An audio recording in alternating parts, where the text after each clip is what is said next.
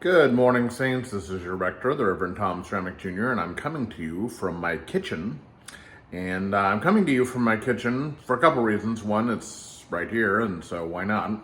But also because one of the lessons for our upcoming Sunday is a lesson from the Old Testament which talks about David wanting to build God a house. That David lives in a house of cedar and that God has no house. And so David says, well, we need to build God a house, which seems on its surface a little odd. It's like, why would God need a house? But the idea is that, okay, well, if the king has a house, why doesn't God have a house? And so David begins to think about and prepare to build a house to house the Ark of the Covenant, to house God, as it were. And God intrudes upon those plans and says, I don't really need a house. In fact, I have never had a house. And in fact, my own promise to you is not that you will have a house, but that we will be in relationship, that I will be in relationship with the people of Israel. And goes on from there. And fast forward to the New Testament, to the gospel passage where we encounter Jesus encountering the crowds and having compassion on them because they are, as it says, like sheep without a shepherd, and healing and basically being in relationship with all of those folks. So, not surprisingly, the theme for tomorrow, for Sunday, as it were, is relationship. And that relationship is the relationship of God to us and of us to one another.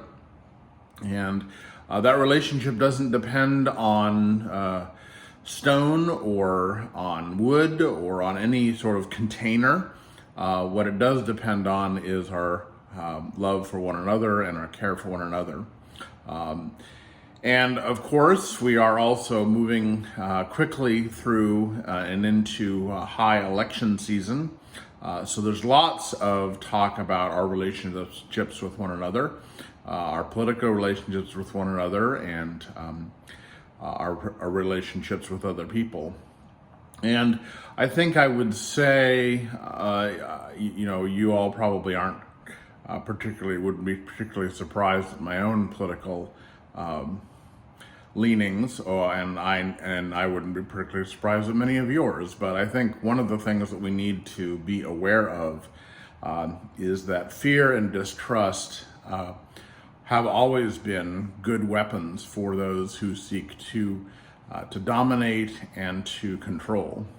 And so, to the extent that we are fearful and distrustful of one another, is the extent in which God has much more difficulty getting through to us when we use what they used to refer to as our reptilian brain, where we think about existential things and fight or flight. We do not then think about the things of God. So I would encourage you as we move through this time, as we come to church in the morning, as we discern the future of all saints, to try to, as best you can, put aside fear and doubt and difficulty, and to embrace the faith that God has placed in you, to embrace the love that we are commanded to have for one another and for God and even for our enemies, so that we may be people of God in the world. So enjoy the continued good weather. It's getting a little hot out there, but hopefully you have some time to relax and refresh yourself. And I hope to see you on Sunday as we refresh ourselves in God's presence. God bless, and I'll see you soon. Bye.